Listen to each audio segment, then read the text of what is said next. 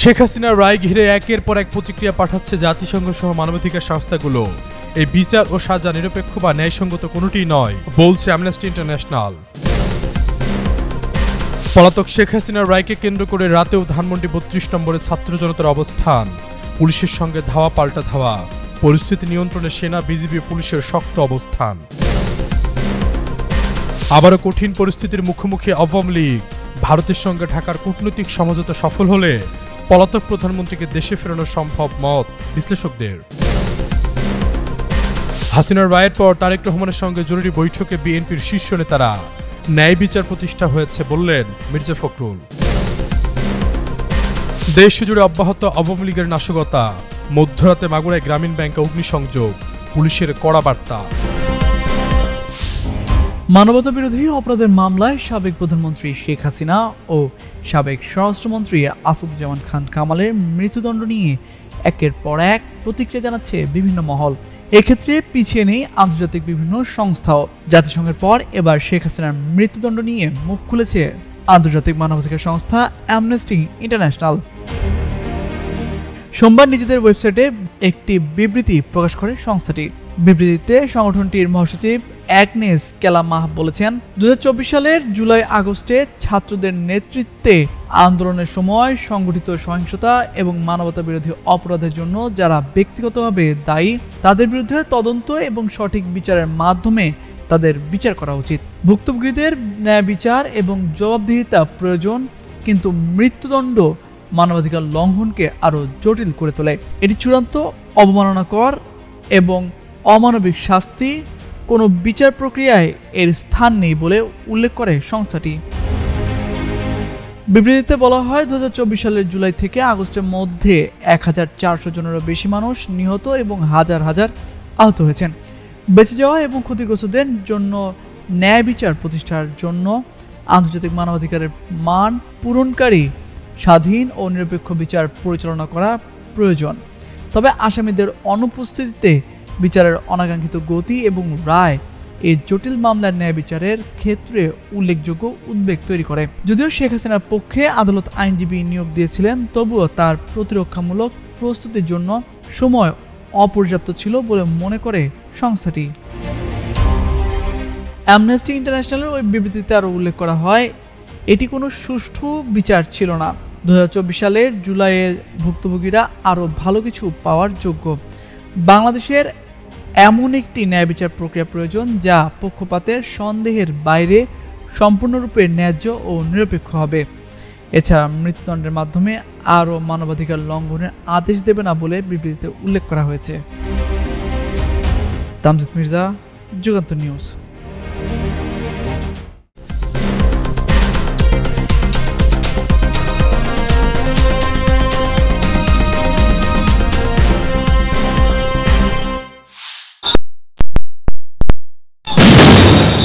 দর্শক, একের পর এক পুলিশ কিন্তু একসাথে অ্যাকশনে গিয়েছে।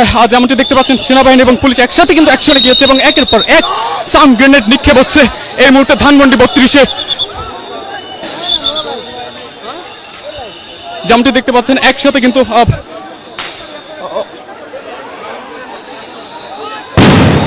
একের পর এক সাউন্ড গ্রেনেড নিক্ষেপ হচ্ছিল এবং পুলিশ এবং সেনাবাহিনী একই সাথে কিন্তু আমরা যেমনটি দেখতে পাচ্ছি অ্যাকশনে গিয়েছে। সামনের দিকে ধাওয়া দিয়ে তাদেরকে কিন্তু সরিয়ে দেওয়া হচ্ছে, আমরা দেখতে পাচ্ছি।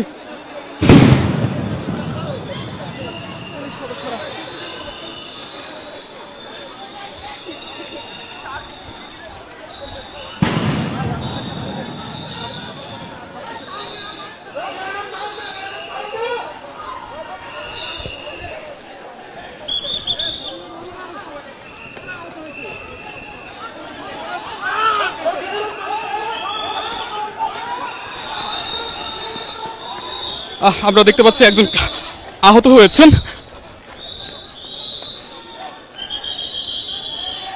আমরা যেমনটা দেখতে পাচ্ছি, ধাওয়া দিয়ে তাদেরকে কিন্তু সায়েন্স ল্যাবের দিকে নিয়ে যাওয়া হচ্ছে।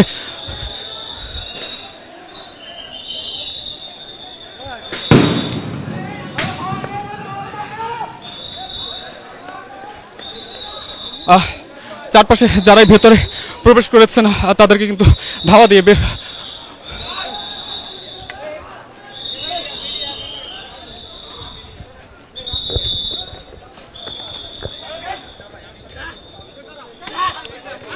যেমনটি দেখতে এখানে একজন অ্যাকশনে গিয়েছেন মিডিয়া রাইট, একজনকে কিন্তু পুলিশ ধরেছেন। মিডিয়ার গায়ে কিন্তু আপনারা হাত দিয়েছেন এইমাত্র একজনের।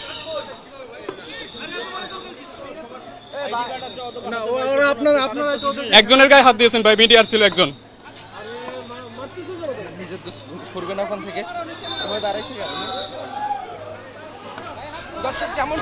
যেমনটি দেখতে পাচ্ছেন যে ভেতরে যারা প্রবেশ করেছে, দোকানের ভেতরে যারা গিয়েছে তাদেরকেও ধরা হচ্ছে এবং আমরা দেখতে পাচ্ছি যে দোকানের ভিতরে প্রবেশ করেছেন।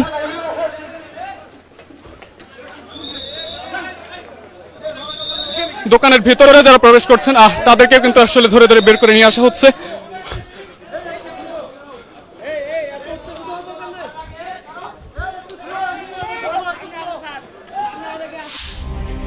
একাত্তরের মানবতা বিরোধী অপরাধের বিচার করতে শেখ হাসিনা যে আন্তর্জাতিক অপরাধ ট্রাইব্যুনাল গড়েছিলেন, সেই আদালতেই সোমবার তার বিরুদ্ধে মামলার রায় ঘোষণা করা হয়। জুলাই গণ অভ্যুত্থানে সংঘটিত মানবতা বিরোধী অপরাধের মামলায় দোষী সাব্যস্ত হলেন সাবেক প্রধানমন্ত্রী শেখ হাসিনা।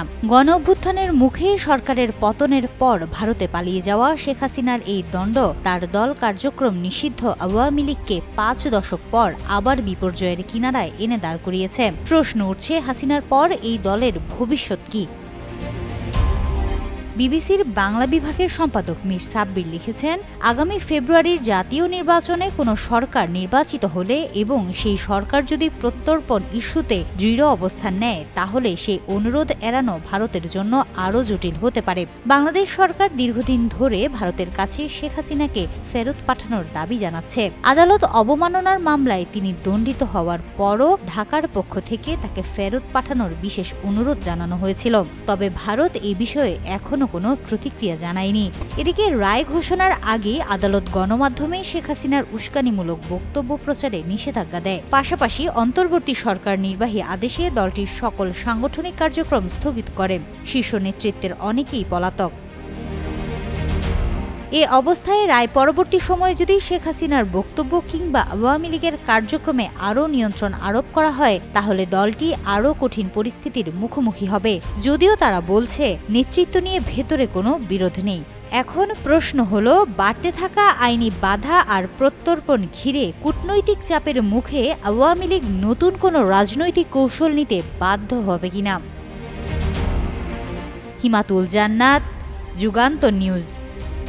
দেশজুড়ে আলোচনার কেন্দ্রবিন্দুতেই শেখ হাসিনার মৃত্যুদণ্ডের রায়ের ইস্যু। জুলাই অভ্যুত্থানের সময় সংঘটিত মানবতা বিরোধী অপরাধ প্রমাণিত হওয়ায় ক্ষমতাচ্যুত প্রধানমন্ত্রীর এই সাজা ঘোষণা করেন আদালত। একই মামলায় সাবেক স্বরাষ্ট্রমন্ত্রী আসাদুজ্জামান খান কামালকে মৃত্যুদণ্ড এবং রাজসাক্ষী হওয়া সাবেক আইজিপি চৌধুরী আব্দুল আল মামুনকে 5 বছরের কারাদণ্ড দেয়া হয়। এই রায় ঘোষণার পর রাতে বৈঠকে বসেন বিএনপির স্থায়ী কমিটির সদস্যরা। সেখানেও উঠে আসে শেখ হাসিনার শাসনামলে চালানো নির্যাতন ও অনিয়ম সহ নানা বিষয়। সোমবার রাতে বিএনপির ভারপ্রাপ্ত চেয়ারম্যান তারেক রহমানের সভাপতিত্বে দলের জাতীয় স্থায়ী কমিটির সভা শেষে দলের মহাসচিব মির্জা ফখরুল ইসলাম আলমগীর জানান, দীর্ঘ 16 বছরের ফ্যাসিবাদ বিরোধী গণতান্ত্রিক আন্দোলনের ধারাবাহিকতা 2024-এর ছাত্র গণ অভ্যুত্থানের মধ্য দিয়ে বাংলাদেশ ফ্যাসিবাদ মুক্ত হয়েছে। অবশেষে ছাত্র গণ অভ্যুত্থানে ছাত্র জনতা, শ্রমিক, নারী, শিশু সহ সহস্রাধিক নাগরিকের আত্মদান, অন্ধত্ব, চিরপঙ্গুত্ব বরণের মধ্য দিয়ে শেখ হাসিনা ও আওয়ামী বাকশাল শাসনামলের পতন হয়েছে।